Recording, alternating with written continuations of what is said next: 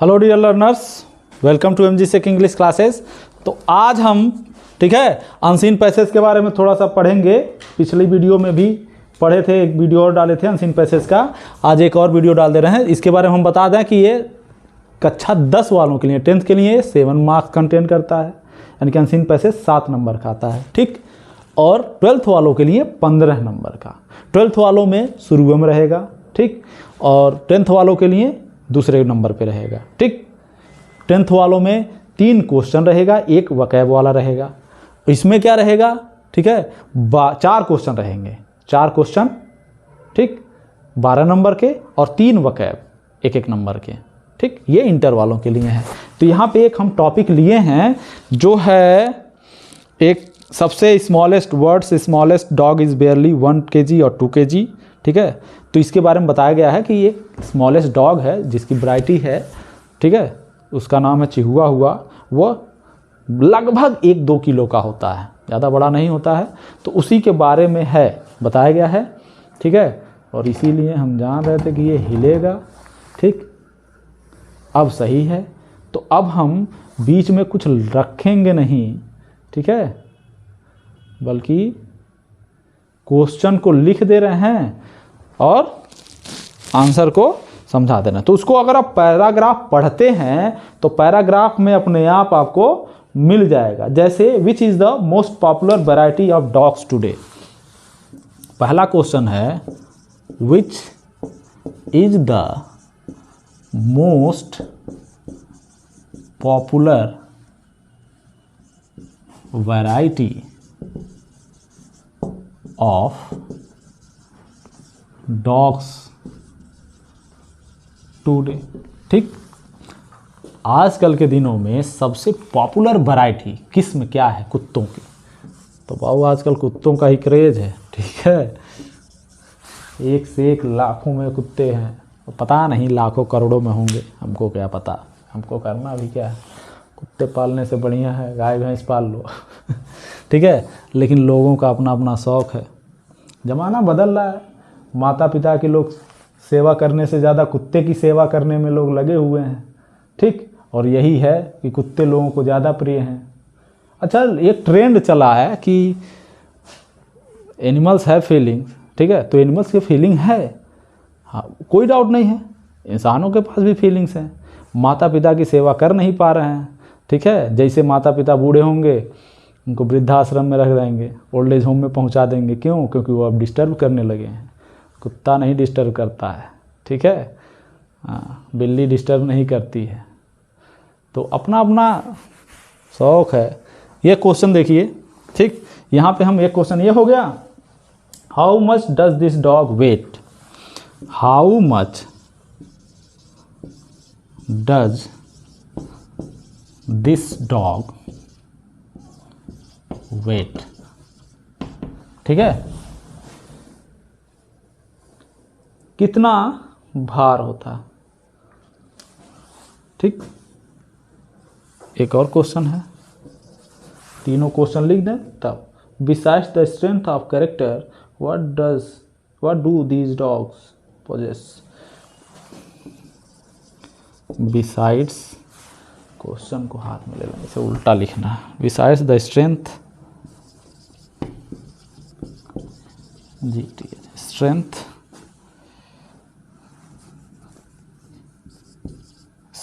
of character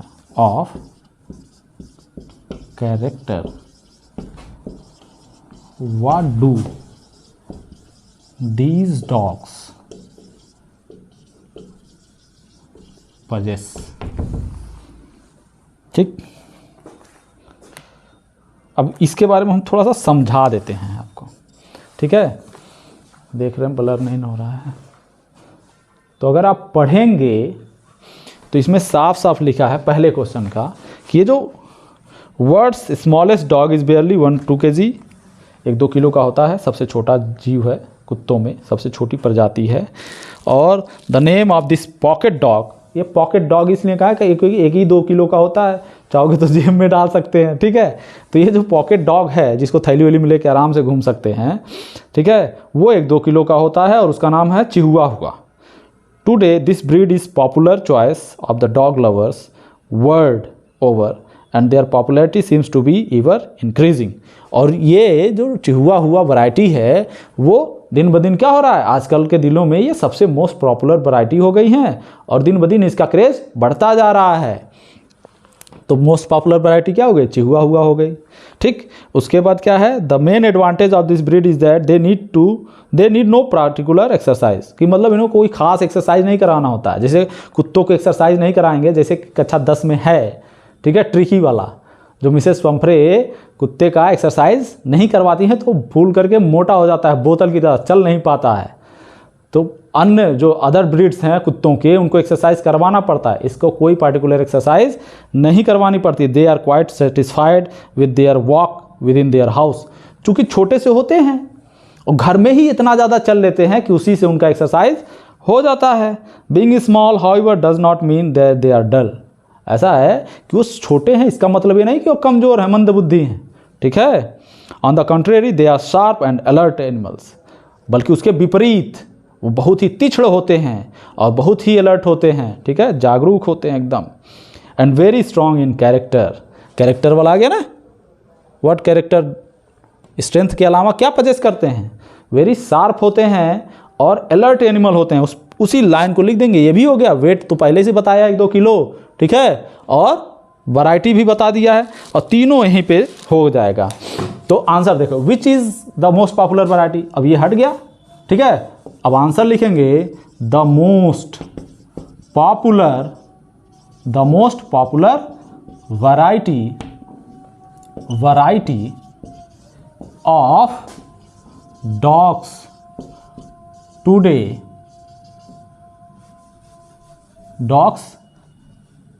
today लिख दें, is चिहुआ हुआ, ठीक है, यही नाम है, चिहुआ हुआ, हाँ, हुआ दुद्दू बेरा है बाबू, ठीक, सही है। तो चिहुआ हुआ नाम है तो इसीलिए पहला लेटर कैपिटल में लिखेंगे, ठीक है। How much does this dog weigh, तो लिखेंगे दिस डॉग वेग्स, कितना, बेयरली 1 kg और 2 kg, ये हो गया, ठीक। उसके बाद पूछ रहा है कि बिसाइड द स्ट्रेंथ, तो कह रहा है कि they are sharp and alert animals, तो इसको हम सीधा ऐसे ही लिख दें, पैसेज वाला ही लिख दे रहे हैं, पैसेज वाला ही लिखोगे अच्छा रहेगा। तो दे आर शार्प एंड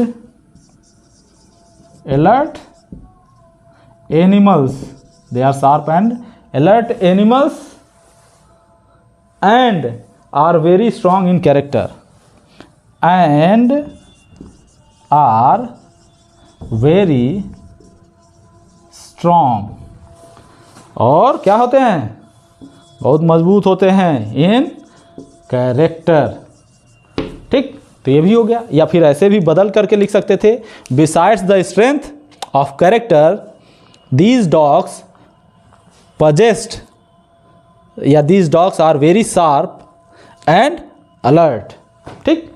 ये भी इस तरीके से भी बना सकते हैं। तो ये हाई स्कूल का था, ठीक है, ये जो है ये हाई स्कूल का है। इसमें अपोजिट वर्ड पूछा है ग्रेसफुल और डल का, ठीक है, बहुत सारे क्वेश्चन दे दिया इसमें।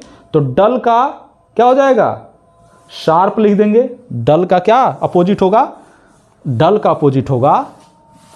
अच्छा, आंसर कैसे लिखेंगे इसका देख लें, इसमें लिखा है डल, ठीक है, तो इसको हम मिटा करके लिख दे रहे हैं कि कैसे आंसर लिखेंगे आप लोग। जब सिनोनिम्स, एंटोनिम्स या कुछ भी मीनिंग वगैरह पूछेगा तो कैसे लिखेंगे। तो what,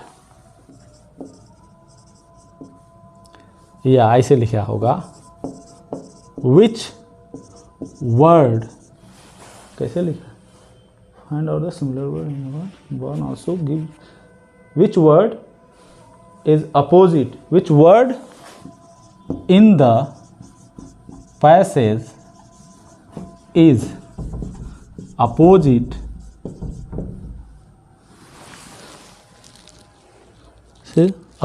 to dull, opposite to dull. ठीक, डल के अपोजिट कौन सा वर्ड है? ठीक है, तो जो वर्ड है हमने क्या कहा? शार्प। ठीक, ऐसे सिंगल इन्वर्टेड कॉमा में लिखा होगा, हमको भी आंसर किस में लिखना रहेगा? Single inverted. तो जो पैराग्राफ वाला आंसर होगा उसको पहले लिखेंगे, तो आंसर में लिखेंगे इसे शार्प। वर्ड तो है ही, लिखने की जरूरत नहीं है। In the passage is opposite to dull. Sharp, sharp in the word, sharp in the passage, ठीक है, इज अपोजिट टू डल। ठीक, ये हो गया। इस तरीके से कभी कभी क्या पूछ लेता है? सिमिलर मीनिंग पूछ लेता है, तो कहेंगे वही, अगर मान लीजिए सिमिलर मीनिंग पूछता तो क्या कहते कि sharp in the passage is similar, या यहाँ पे तो मीन्स लिखा होता तो यहाँ मीन लिख देते। मीन्स क्या? इंटेलिजेंट या स्ट्रॉन्ग, ठीक है, एक्टिव। ठीक, तो जो भी लिखा रहेगा उसको, अब ये एक क्वेश्चन, एक पैराग्राफ इसमें से हो गया, एक पैराग्राफ हम इंटर वाले में से बोल दे रहे हैं। ठीक है, यहीं पे है। तो पहला पैराग्राफ थोड़ा सा देखिए कहाँ से है। हाँ, ये है। ठीक है, ये इंटर का है। ठीक है, तो इंटर वाले में 4 क्वेश्चन देगा और 3 मीनिंग देगा। तो द पैराग्राफ हम पढ़ रहे हैं, थोड़ा सा सुनिए। It is only under adverse circumstances that real man is discovered.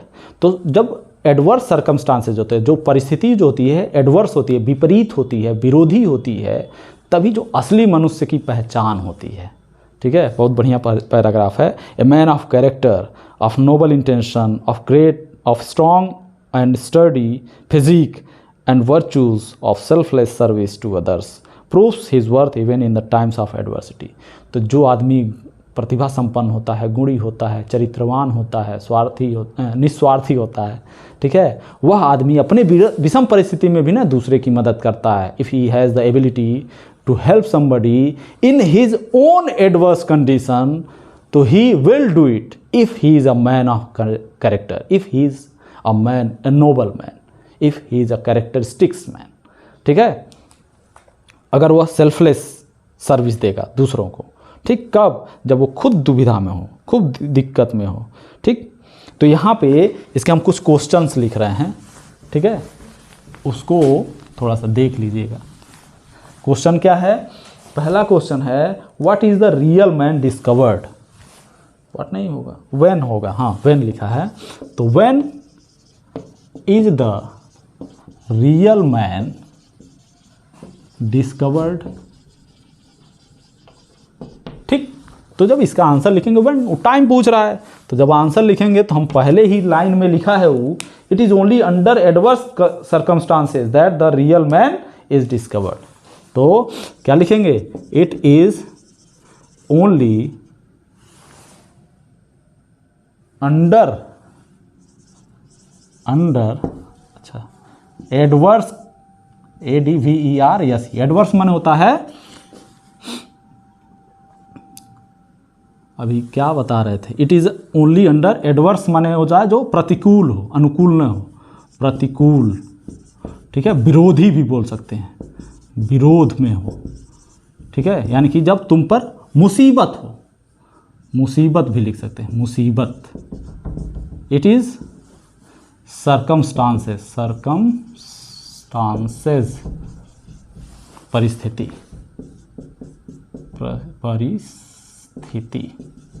ठीक है। तो जब प्रतिकूल या मुसीबत वाली स्थिति आती है, सर्कमस्टांसेस, दैट द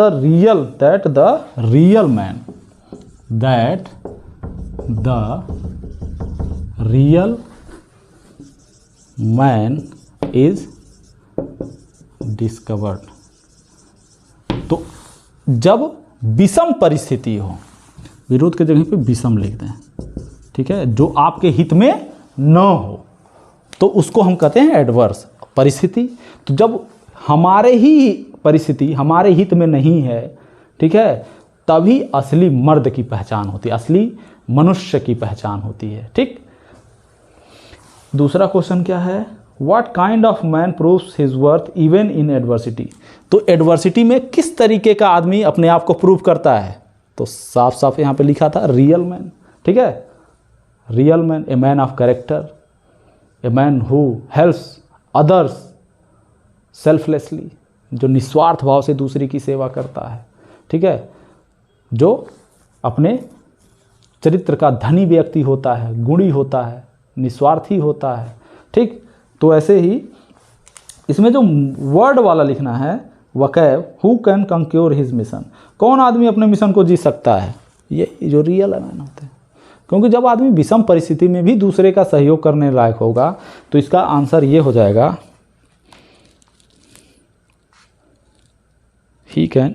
तो if he has a will to do a thing nothing can stand in his way. तो अगर उसकी इच्छा है कोई काम करने की, तो उसके रास्ते में कोई उसको रोक नहीं सकता उस काम को करने के लिए। और he can conquer all obstacles to achieve his mission, और वो अपने सारी ऑब्स्टेकल माने बाधाओं को, ठीक है, हिंड्रेंसेस को पार करके अपने मिशन तक प्राप्त। चूँकि since his object is noble and वर्दी, चूँकि उसके जो ऑब्जेक्ट्स होते हैं, जो लक्ष्य होते हैं, जो पाने की जो लालसा होती है, जो काम करने के परिणाम होते हैं, कर्म, वो जो कर्म हैं वो कैसे हैं, नोबल हैं, नेक हैं और वर्दी हैं, योग्य हैं। ठीक, तो इसमें मीनिंग, ये आंसर तो आप लोग लिख ले जाएंगे। ठीक है, इसके पहले भी हम बता चुके हैं कैसे लिखना है, लेकिन ये जो मीनिंग है, which word in the passage is the opposite of selfish. Selfish का अपोजिट क्या होता है, साफ साफ लिखा है, which word in the passage is the opposite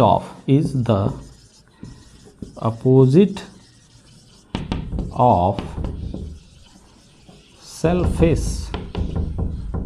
selfish के अपोजिट कौन सा वर्ड है, वो भी कहाँ, पैसेज में। पैसेज से ही ढूंढ के लिखना है, तो पैसेज में लिखा है सेल्फलेस। ठीक है, तो ऐसे लिखेंगे, सेल्फ, साफ साफ लिख दें, selfless.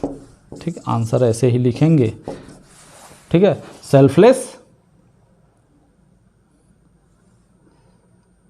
Is the word in the passage. Selfless, अच्छा ऐसे, हाँ, सेल्फलेस ऐसे लिखें, सेल्फलेस वर्ड, सेल्फलेस है, ये है वर्ड इन द पैसेज, ऐसे साफ साफ लिखो, selfless is the word in the passage which is opposite of selfish. ठीक है, ऐसे भी लिख सकते हैं। दूसरा तरीका है, ऐसे लिख सकते हैं, सेल्फलेस